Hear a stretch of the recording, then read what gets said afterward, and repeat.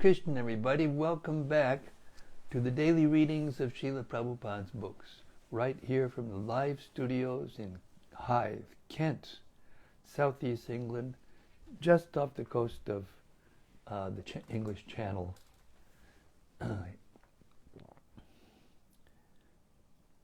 We hope you're all safe, and happy in all respects. There's so much chaos going on in the world right now, pandemic, blizzards, earthquakes, so many things to distract us from the fact that we're all actually spiritual souls. Yes, we're not the bodies. I was thinking today while I was chanting my Gayatri mantra that when I first started chanting japa was the first time I realized that there was something different, and that I'm something different than my mind. It's one thing to know that we're different than the body. It's pretty obvious.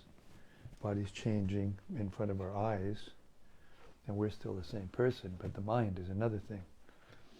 And but when I started chanting japa, sometimes my mind would tell me something else, but I wanted to chant japa, and then I realized, hey, that's not me that's talking to me. And then gradually with practice, when your mind is chanting while you're chanting, then your mind becomes spiritualized. And it's the same with the Gayatri mantra. Anyway, Hare Krishna, a little bit of my musing. Let's recite the Srimad-Bhagavatam Mahima Stotram by Sanatana Goswami. It appears in the Sri Krishna Lila Stava, which he wrote after he wrote the Bhagavatamrta, which we are now blissfully reading through, cover to cover. That's my motto when it comes to reading Prabhupada's books, hearing Prabhupada's books. It should be cover to cover. When you get done, cover to cover again. When you get done, cover to cover again. There you go. And gradually everything will sink in, because Srila Prabhupada was empowered. We don't need to break it all up and put it into different orders and make us whatever seminar out of it or whatever. But if we just hear Prabhupada's books and these purports, one after the other, systematically, cover to cover, without skipping around, Prabhupada will give us everything. Okay, Srimad-Bhagavatam Mahima Stotram. The Bhagavatam is the basis for the Brhad Bhagavatamrta. Therefore we recite it every day, and it goes like this. Sarva Shastrabdi Yusha, Sarva Vedaika Satpala, Sarva Siddhanta Ratnaja, Sarva Lokaika Drik Prada. O nectar from the ocean of all scriptures, singular fruit of all the Vedas, rich mine of the precious gems of all conclusive truths, you are the only giver of sight to all the worlds. Sarva Bhagavata Prana, Srimad-Bhagavata Prabho, Kalidwan Nudita Yatya, Sri Krishna Parivartita.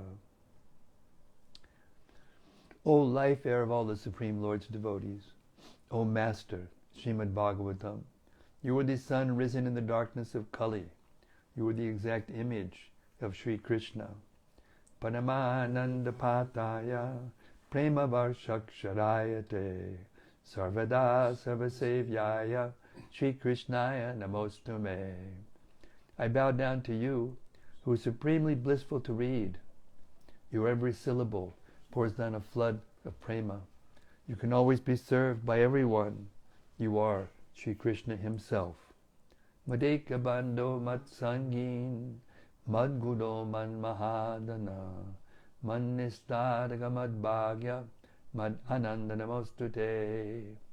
My only friend, my constant companion, my spiritual master, my great wealth, my savior, my good fortune, my source of ecstasy, I bow down to you.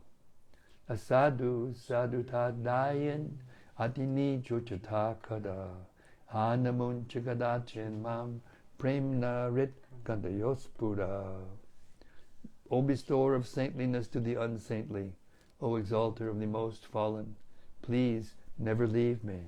Always appear in my heart and my voice with pure love. Hare Krishna. Om Namo Bhagavate Vasudevaya. Om Namo Bhagavate Vasudevaya. Om Namo Bhagavate Vasudevaya. So we've reached the 6th chapter of the first part of Brhad Bhagavatamrta. There are 7 chapters, actually. I'd say we're nearing the end of the book, but so much is going to happen between now and then. It'll seem like forever. So now the scene is set. Narada Muni has come to Krishna's palace to see Uddhava, because Uddhava is the most intimate devotee of Krishna in Dwarka, and he was sent there by Ugrasena, the king. If you want to find Uddhava, go to Krishna's place. He's always with Krishna. So, this morning, very rarely, if ever, Krishna is sleeping in. And he's got the covers over his head. And the other Dwarkavasis, intimate with Uddhava and Baladev and Rukmini and Satyabhama. Rohini is there, mother of Balaram. And they're outside discussing what's happening, what's going on, what's wrong. And then Narada Muni shows up, acting like a madman, because he's in ecstatic love for Krishna, asking for Uddhava, even when Uddhava's right there in front of him. Please direct me to Uddhava. And now there's a discussion going on. And without trying, Narada is precipitating this conversation. And the Brajbasis have come up in the conversation. And Rohini, who has lived with the Brajbasis and Krishna Balaram in Braj, she is speaking. We're starting from text 31. When Sri Vasudev brought me back from Gokula, the cries of the greatly distraught Yashoda made even stones shed tears and lightning bolts shatter. And who can let the mouth speak about the other women of Braj, who after Krishna left became like living corpses? Commentary. Rohini left Braja just as the residents were being cast adrift in an ocean of separation. Yashoda suffered pitifully, but the young gopis who had known Krishna's intimate love suffered even more. Text 33. But I am not very intelligent. After your Lord returned from the house of his spiritual master, my sadness drove me to tell him briefly about the Brajbasis, how the Brajbasis were faring. Commentary. When Rohini arrived in Mathura, Krishna was away studying with Balaram at the ashram of Sandipani Muni. But after some days, the two brothers returned. Rohini was distraught about the plight of the Brajavasis, who would not likely survive without Krishna. Therefore she decided to inform Krishna about their condition, even at the risk of discomposing him. She tried to tell him only enough to make him want to visit Braj, to console his devotees, but not tell him so much that his own mental stability would be threatened. Rohini, however, seems not to have acted with the best of intelligence. Revealing one's mind generally relieves anxiety, but one should take care to reveal one's mind under favorable circumstances to avoid disturbing others. Thus, Rohini can say in retrospect that it was unwise for her to risk exposing Krishna to the torment of viraha bhava. Text 34. This, though, did not soften his heart, since all he did in response was send you, an expert in the clever art of delivering messages. Commentary. Much to Rohini's surprise, Krishna did not respond with deep concern. And when Uddhava delivered Krishna's message to the Vrajvasis, they did not recover from their devastation. On the contrary, they showed even more extreme symptoms of distress. 35. Is this your Lord's greatest favor and mercy on them, as your words imply? 36 through 38. My own experience is this. When Krishna lived in Braj, so many calamities threatened to destroy it. Braja was disturbed by demons, from Putana to Keshi, by demigods like Varuna and Indra, by creatures like the python, and by the falling of familiar things at Krishna's house, like the cart and the Arjuna trees. But to these dangers, the residents paid no regard. Commentary. The residents of Braja were simply happy to have Krishna in their midst. They did not care what dangers befell them due to Kamsa's seeing Krishna as an enemy to be destroyed. To kill Krishna and ruin Krishna's homeland, Kamsa sent many demons, those mentioned in this verse and others, like Kaliya, the serpent, who on Krishna's order polluted the Kamsa's order, polluted the Yamuna with deadly poison. Besides the friends of Kamsa, Krishna had yet other adversaries, including powerful rulers of heaven. Nonetheless, the Brajvasis constantly thought only about how to keep Krishna happy. They never considered protecting themselves from the attacks of demigods or demons. Text 39. As if entranced, in each event they wanted only to assure Krishna's welfare. They never thought about themselves. Commentary. It was Krishna who entranced the residents of Braja. Acting through his Yogamaya potency, he diverted them from paying attention to their own safety. At the same time, he completely protected them. Vaishnavas are supposed to cultivate the understanding that Krishna will protect them from all dangers. Rakshishyati ti vishwasa, the Vaishnava Tantra. The Brajbasis, however, manifested the perfection of this surrender spontaneously, without having to practice it. Text 40. In natural fondness for the son of Nanda, they fully dedicated everything they owned to his pleasure. Commentary. So-called love in the material world is always motivated by some selfish desire. But in Sri Vrindavan Dham, everyone loves Krishna without any motive.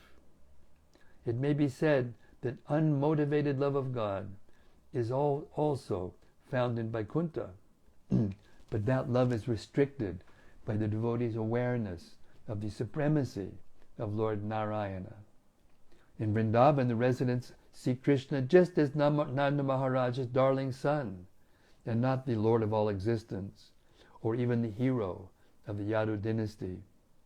Seeing Krishna with this attitude shows the Brajbasis to freely seeing Krishna with this attitude allows the Brajbasis to freely express their unconditional prema bhakti. Text 50. Even then, your Lord did nothing to help them. And who could bear to hear me say, what he has been doing now to accomplish the goals of his other devotees. Commentary. The word swa may mean his own, indicating that the Lord's own goals are what he was busy fulfilling. But the word swa, as used here, is best understood to mean his own devotees. After Krishna went to Mathura, he satisfied his devotees there by killing Kamsa and then living with the Yadus for the rest of his life. For the Yadus, this was pleasing to hear about, but for the Brajavasis and their sympathizers, it could be intolerable. Text 42. Sri Parikshit said, upon hearing this, the mother of the wicked Kamsa spoke out, her head shaking, her manner bold, her judgment spoiled by old age. Oh Krishna, save us. Commentary. Padmavati was not at all ashamed of being the mother of Krishna's great enemy. Begotten by the demon Durmila, history records that when Krishna killed Kamsa, she lamented uncontrollably, even though all intelligent persons were pleased at her son's death. Text 43.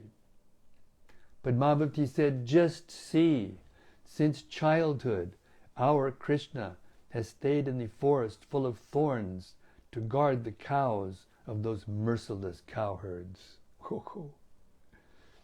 Commentary. As the name Achyuta indicates, Krishna never fails to carry out his responsibilities, even when they are troublesome. Text 44. They never even gave him shoes. And if when tormented by hunger, he sometimes ate a little stuff made from the milk, the cowherd women punished him by tying him up. 45. And they scolded him abusively because he was young. Krishna had no choice but to tolerate all this pain. But what does he have to do for those people now? Commentary. Angry at Krishna stealing yogurt and buttermilk, Mother Yashoda's neighbors would come out to her and complain. Your son sometimes comes to our houses before the milking of the cows and releases the calves, and when the master of the house becomes angry, your son merely smiles. Sometimes he devises some process by which he steals palatable curd, butter, and milk, which he then eats and drinks. When the monkeys assemble, he divides it with them, and when the monkeys have their bellies so full they won't take more, he breaks the pots. Sometimes if he gets no opportunity to steal butter or milk from a house, he will be angry at the householders, and for his revenge, he will agitate the small children by pinching them. Then when the children begin crying, Krishna will go away. Bhagavatam 10:8-29. Padmavati says that the abuse Krishna tolerated was heaped upon him because of Kala Gati, the movement of time. This can mean that because he was only a child, he was hardly aware of the impropriety of what the cowherds were doing to him. And in any case, it was a situation he was powerless to change. Or else, it can mean that he was thinking that as long as he had to stay incognito in Braja to hide from Kamsa, he would have to tolerate inconveniences.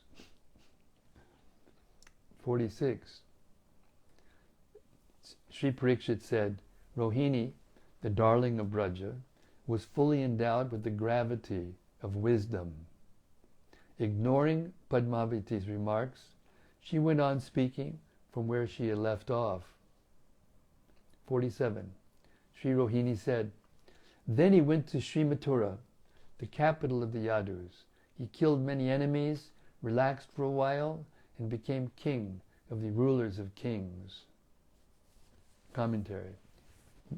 Vishranta, having rested, alludes to Krishna's resting at Vishramghat on the shore of the Yamuna after the labor of killing the wrestlers and Kamsa.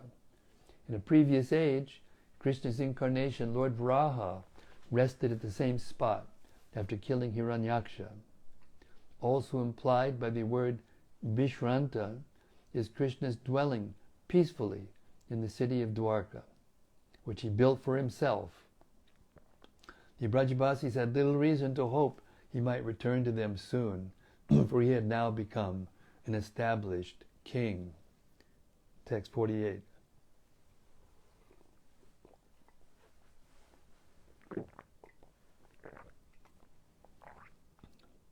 Now, honored by countless demigods, whom he has sometimes defeated and sometimes helped, this Lord of yours no longer even thinks about the residents of Braja. Commentary. Krishna humiliated Indra by stealing the Parijata tree from heaven, and he aided the demigods by killing their various opponents like Narakasura. Thus all the demigods, whether they had pure love for him or not, had to acknowledge his superior position. Being lavished with so much honor, Krishna, according to Mother Rohini, could hardly remember his former life in simple Vrindavan. Text 49. Sri Parikshit said, Krishna's dear queen Rukmini, Bhishmaka's daughter, who always lived in Krishna's heart, found these words unbearable, and so she spoke up. Commentary. Because Srimati Rukmini lived always in Krishna's heart and literally on his chest in her expansion as the goddess Lakshmi in Vaikuntha, she perfectly knew every thought and feeling that passed through his heart. Whatever she said, therefore, carried the highest degree of authority. Text 50. Shri Rukmini said, My dear mother, you don't understand the inner feelings of Krishna at all. His heart is softer than newly churned butter. Why are you saying these things? Just hear from me what I have heard. Commentary. Even if Rohini did understand Krishna's true feelings, she was not revealing what she knew. Text 51. Sometimes at night he says this and that in his sleep. Sometimes in a most sweet voice he utters the names as if calling his cows. Sometimes he calls his girlfriends or some of the cowherd boys. And sometimes while asleep he acts as if he were placing his flute to his mouth and assuming his enchanting threefold bending form. Commentary. Krishna displays the full extent of his beauty only in Brajabhumi. Elsewhere, he does not play the flute or stand in his most attractive pose, with his feet, hands, and head forming an enchanting curve. Text 52. While asleep, he sometimes says, Mother, give me some fresh butter. Sometimes he calls out to me, O Sri Radha, or O Lalita. Sometimes he pulls on my garment and asks me, Chandravali, what are you doing? And sometimes he drenches the pillow on his bed with floods of tears. Text 53. Then at times he suddenly wakes up, rises from bed, and cries in a pitiful voice, drowning us in an ocean of pain and grief. Commentary. By us, Srimati Rukmini means all of Krishna's queens. Rukmini's own unique love for Krishna is free from the jealousy usually found among co-wives. Text 54. Just last night, he must have seen something in a dream, because today he has been weeping sorrowfully and is beside himself with agitation. Now he is lying in bed, as if asleep, his cloth pulled over his head. He has not even performed his morning duties. Text 55. Sri Parikshit then said, then temperamental Satyabhama, surrounded by other wives, answered back in jealous anger. She said, dear Sri Rukmini, why are you prattling on like this? Why talk only about what he does while asleep? Text 56. Even while active and awake, he seems to have his mind on something else, as if dreaming. Indeed, we are wives only in name. His young cowherd maidservants are in fact more dear to him than we are. Commentary. As Satyabhama and other queens witnessed, even in the middle of the day, Krishna often acted as if his mind were in Braja. He would call out to his cows, his friends, and his gopis, just as Rukmini testified he did in his sleep. Text 57. Sri Parikshit said, blessed Baladev, the darling son of Rohini, an intimate friend of all Gokula, couldn't tolerate hearing these words. Angrily, he spoke in reply. Commentary. Lord Baladev, siding with his mother, was dissatisfied with the way the other queens had interpreted Krishna's behavior. Text 58. Sri Baladev said, dear ladies, all this is nothing but my brother's clever deception. We are intent upon speaking about the misery of the residents of Braja, misery all too real, and he is simply cheating us. Commentary. Lord Baladev called the Brajbasis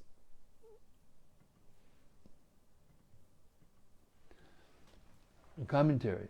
Lord Baladev called the Brajbasis' unhappiness sahaja, natural or real. According to Lord Baladev, the devotees in Krishna's Dwarka entourage had every reason to be concerned about the plight of their counterparts in Braja. Krishna's apparent distress, however, should not be taken seriously, because he obtains pleasure only from deceiving others and will therefore go to any extremes to create an illusion. He has put on a show of being distracted by memories of Braja just to please his Dwarka devotees and give them a taste of the ecstasy of separation, even while present with them. Everything Krishna has said about the Brajbasis' distress and separation from him has some basis in reality, but he has manipulated the facts to create the false appearance that he feels similarly about the Brajbasis. Text 59. I stayed there in Braj for 2 months and tried to restore the Brajbasis to normal, but nothing I said or did was of any avail. Commentary. While visiting Braja, Lord Balaram had tried to console the devotees by assuring them that Krishna was very much afflicted by separation from them, and that certainly in a few days he would finish killing all the enemies in Mathura and come back home. Balaram also did other things to relieve the Brajbasis' distress. For example, he performed water sports in the Yamuna and constructed new buildings in various places for Krishna to enjoy upon his return. Text 60. Seeing no other way to achieve my purpose, I made hundreds of promises to them and with great effort finally consoled them to some extent. Then I managed to pull myself away and hurried back here. Commentary. Lord Balaram concluded that only Krishna's returning to Braja would forestall disaster. Lord Balaram had done everything he could to convince the Brajbasis that Krishna would soon be coming. He had told them that now he was going to Dwarka to bring Krishna personally. But even after offering so many assurances, Balaram had been obliged to pry himself away from Braja by force. No one had wanted to let him leave. 61. I anxiously requested, Krishna, please find some excuse to go to your cowherd village just once and save the lives of the people there. Commentary. The cowherd community was made up of Krishna's own people, with whom he had enjoyed the pleasures of his childhood. Now that they were drowning in an ocean of misery, he surely ought to be willing to visit Braja once to save them. 62. From his mouth he said, certainly I shall go, but in his heart he thought otherwise. Indeed, the truth about a person's mind can be known from how he acts. Balaram is given the sauce here. He's really telling the truth. I'll say this one again. From his mouth he said, certainly I shall go, but in his heart he thought otherwise. Indeed, the truth about a person's mind can be known from how he acts. Commentary. Speaking one way while acting in another is proof that one intends to deceive. 63. Sri Parikshit said, hearing this, the personality of Godhead, who was ruled by the love of those dear to him, suddenly got up from his bed and came outside, loudly weeping. 64. From his fully blossomed lotus eyes rained a flood of tears. With a choking voice, tormented by compassion for others, he spoke as follows. Commentary. An inferior person cares only for his own welfare, whereas a virtuous person thinks about paranugraha, compassionate help for others. Krishna's paranugraha is unlimited. Taking the word para in the sense of enemies, we can understand that he is compassionate even to those who hate him. Certainly, therefore, he would not neglect his devotees. Text 65. The Supreme Lord said, yes, it is true. My heart is made of solid diamond. It must be so, because it has not yet split in half. Text 66. Those devotees took care of me for so long, from the very beginning of my childhood, and still I have forgotten all about their exceptional love. Text 67. Be that as it may, I must somehow do something to help them. I have indeed been cruel to have caused those gentle souls such extreme grief. 68. O brother Uddhava, you know everything. You are the best of my dear friends. Please tell me at once what I should do. Please lift me from this ocean of distress. Text 69. Sri Parikshit said, Devaki was loving to her son and was a dear friend to Nanda's wife. She said, you should give your well-wishers whatever they want. Commentary. Mother Devaki anticipated that Uddhava's reply would likely inspire Krishna to leave for Gokula. So she interrupted before Uddhava could speak. She suggested to Krishna that he placate the Brajbasis some other way than by returning.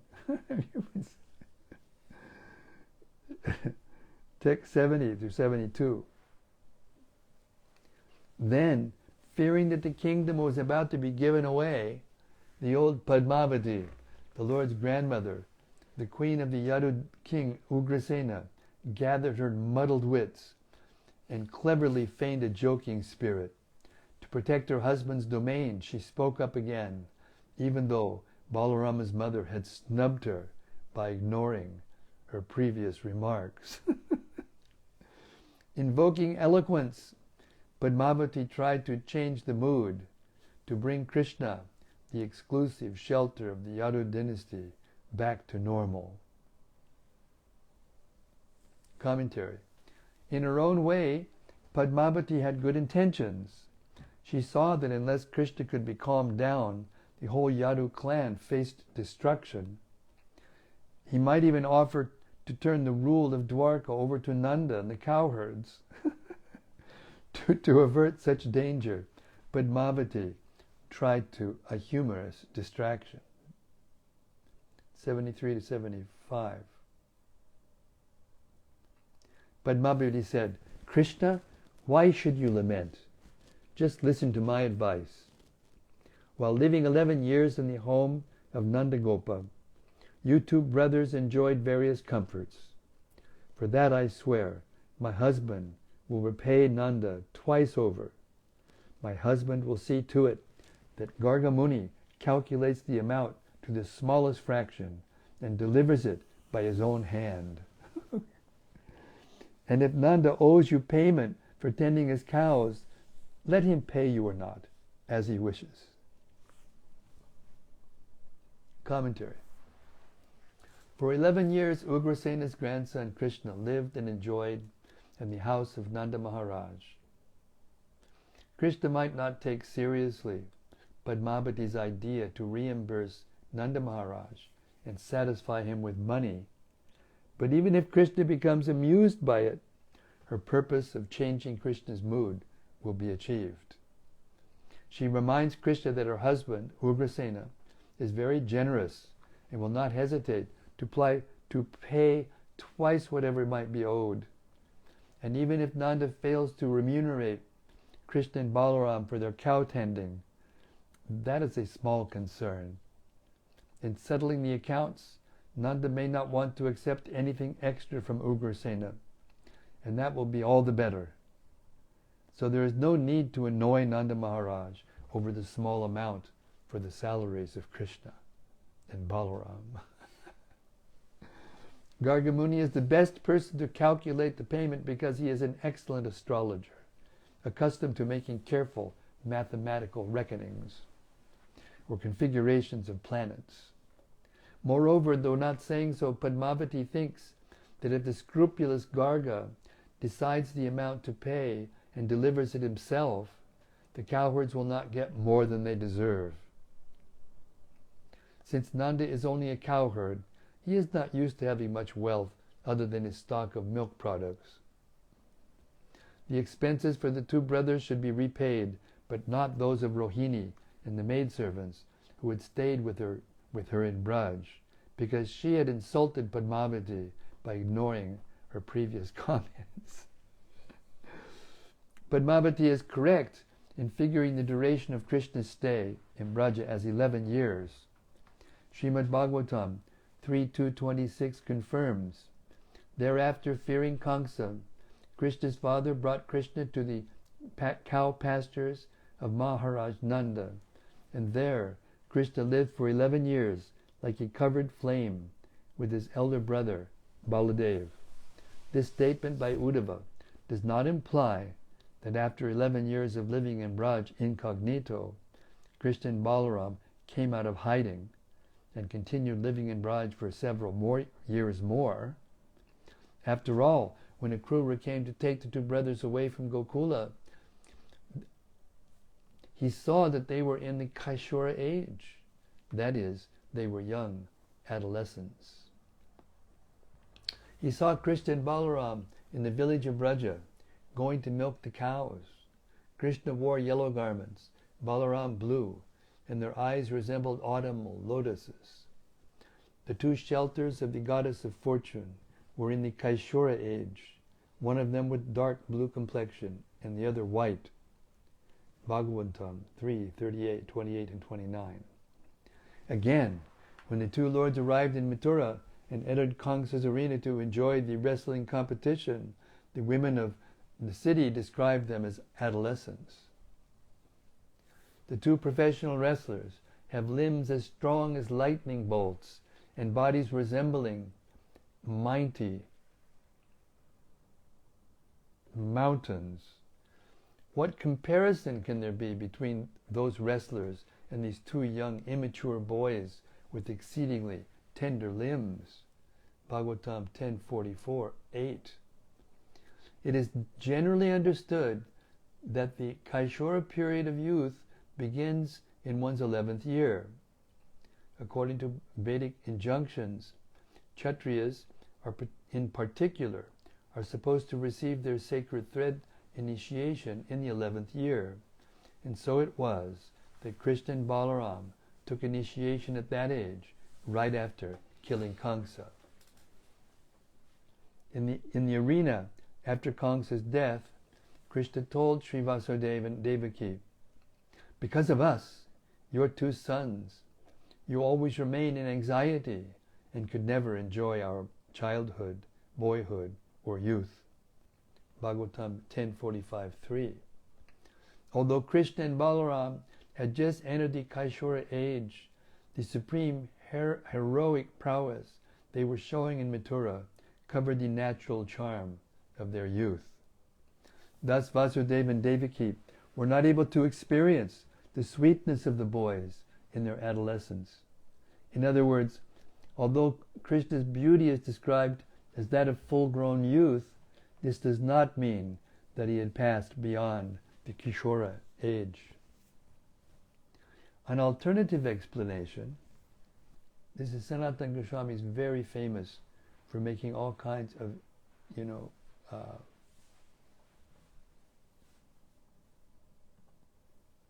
alternative explanations for everything.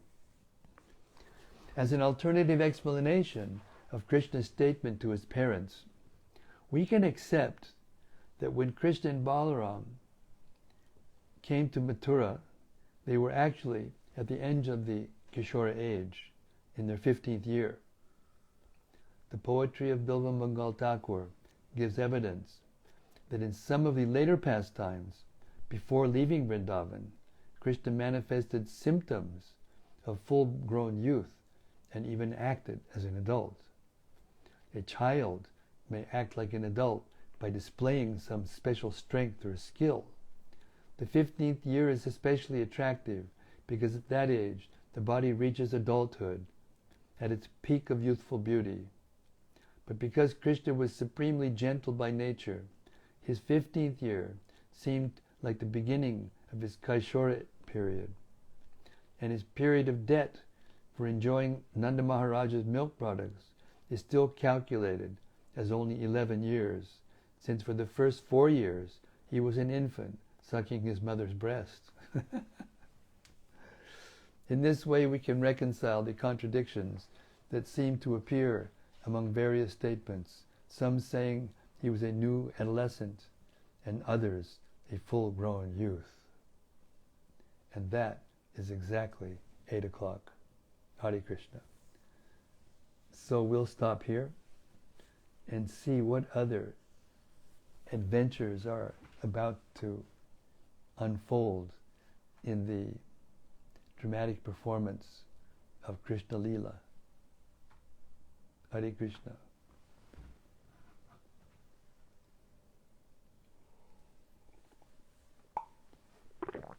Okay, we'll stop here. If there's any reflections, if anybody's still conscious enough to speak after hearing that, and it's just getting started, by the way. Reflections and comments and discussions are more than welcome. Hare Krishna.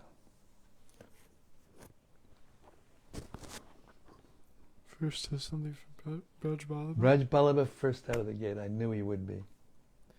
He said, Hare Krishna Maharaj, please accept my humble obeisances. Hare Krishna Brhad Bhagavatam Prabhu. All glories to Srila Prabhupada. Glories to Prabhupada. I have 2 comments. 1, I realize what a trash can these bodies are and the material world. Just see how we suffer, and in the spiritual world it's like a carnival all day and night. 2, yes, continuous festival. That's right. And 2, he says, I didn't know that Rukmini and Mother Yashoda exist at the same time. I had it in my mind that these pastimes did not run concurrently.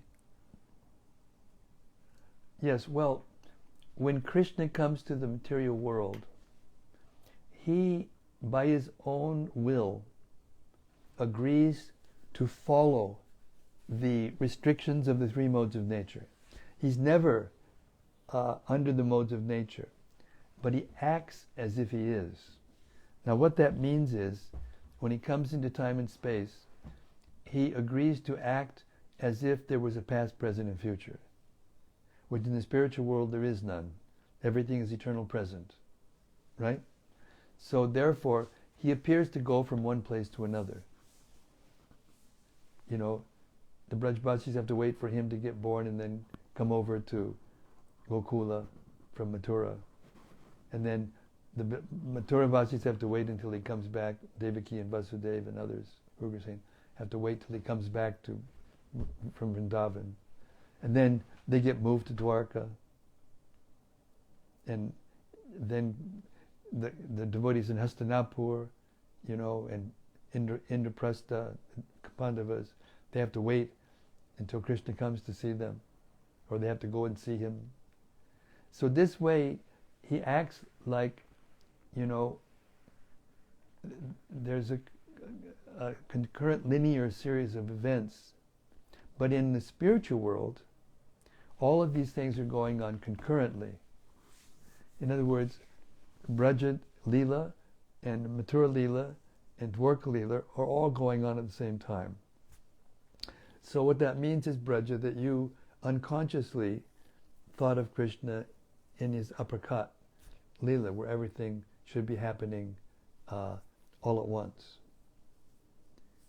And therefore you belong in the spiritual world. Hare Krishna. Should go there as soon as possible.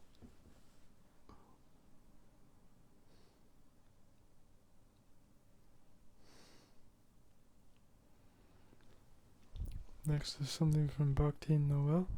From? Bhakti Noel. Bhakti Noel. Mm-hmm. She says, Hare Krishna, dear Maharaj, please accept my humble obeisances. I appreciate it and could relate to when Rohini speaks of separation and how this can be difficult in Krishna consciousness. However, hearing these messages delivered by you can relieve much distress. You also read of the importance of revealing our mind. How can we know that we are not agitating a devotee's mind by revealing our own? Are there topics that would be off limits when revealing one's mind? Thank you, all glories to Well, Shri. that depends on the individual circumstances and the individual persons. There's another advice that one should especially be careful who one reveals one's mind to in confidence. They have to be trustworthy. They have to be confidential. If they're not, then things may become awkward later on if something's leaked, you know. So that's one way of looking at it. What was the last part of her question?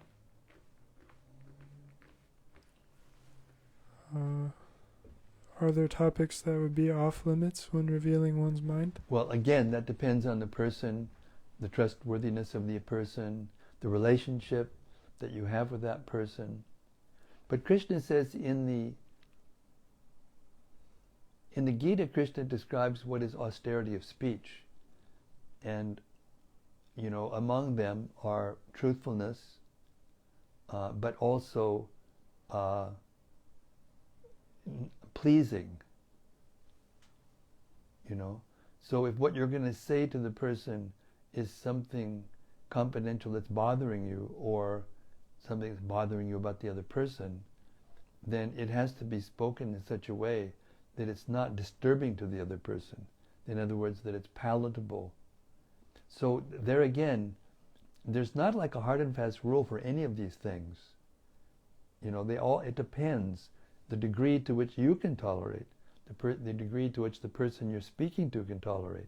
And all of these things become more revealed, or one becomes more capable of discriminating on these levels to be able to interact with the personalities in the spiritual world who are the most sensitive and most deep and most discriminate personalities in existence.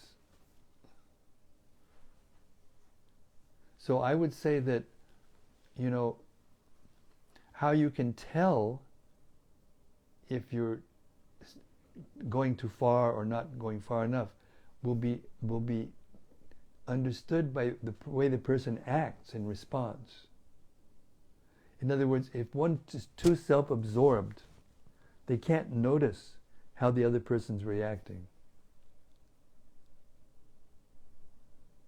If one is compassionate and one is actually feeling for the other person, then they will understand how the person's feeling by their actions, by the gestures of their face and their body language and everything.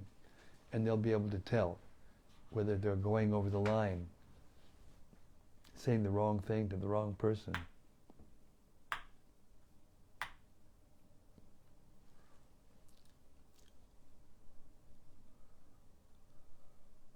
And all of these things can only be learned by revelation in the heart through the Supersoul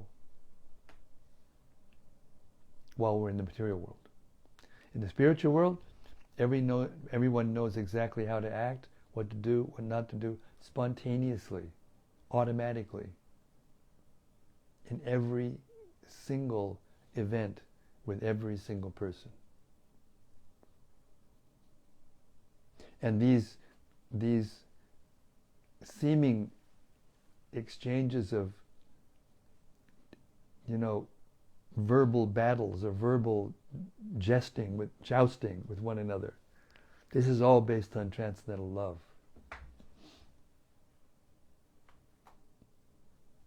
That's how to understand this conversation that we just heard. Based on the most confidential transcendental love and the rasas, the relationships that guide the interactions, the loving exchanges.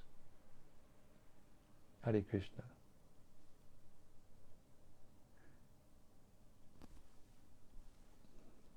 From Vamsi Vilasi Das.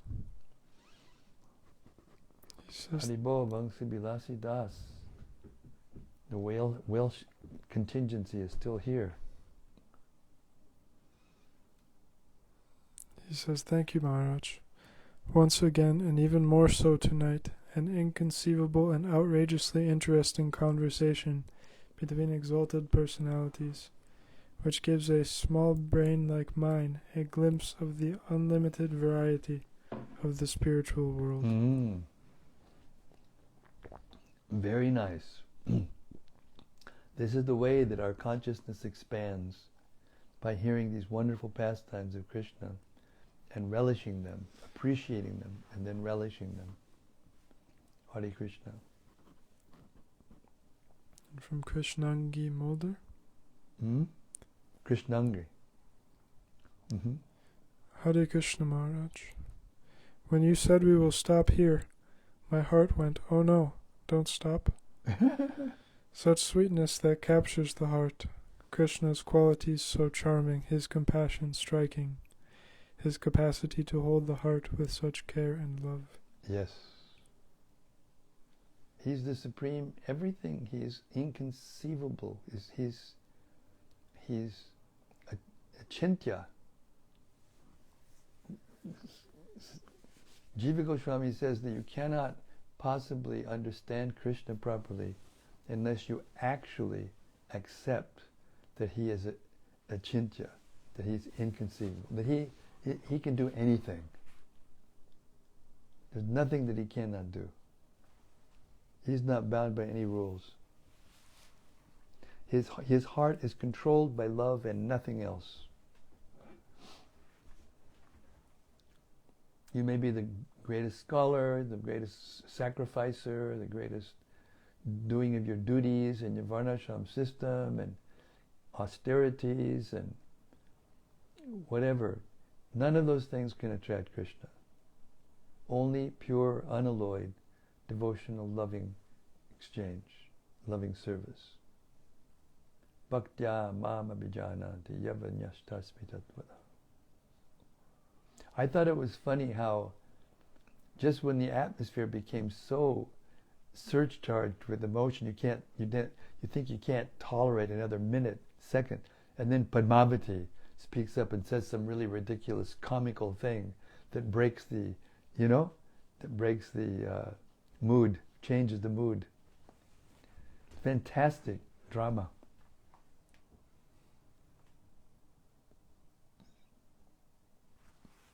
Krishna's pastimes.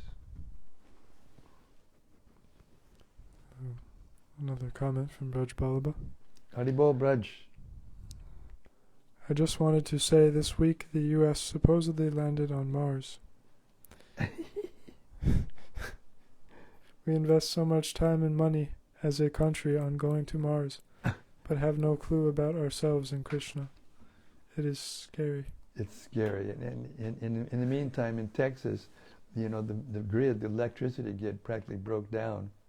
People are suffering like anything. Yes, it's so true.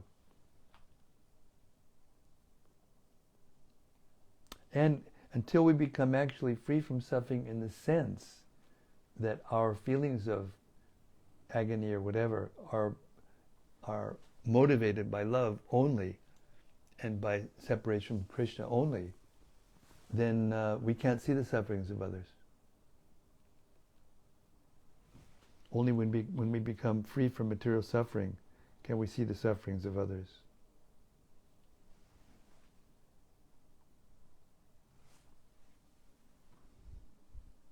Hare Krishna. And Bhakti Noel says, "Thank you, Maharaj. And I understand there is no hard and fast rule on this topic. Yes, I know what you mean, that this will be revealed by the spirit soul."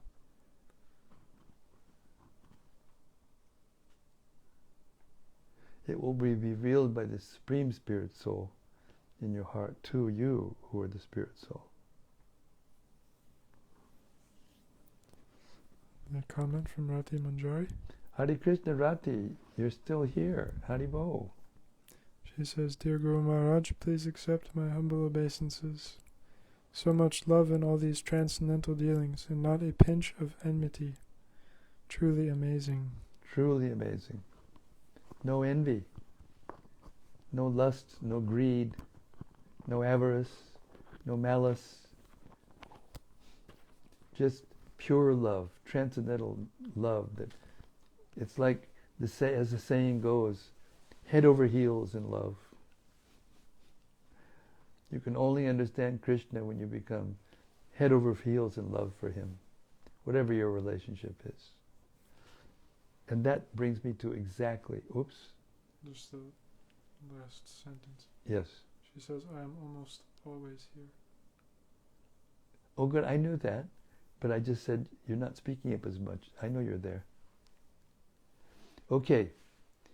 Thank you very much. This is getting deeper and more enriched and expanding our consciousness and expanding our taste for what it's like in the spiritual world, and our desire to go there, and our desire to give this nectar to others.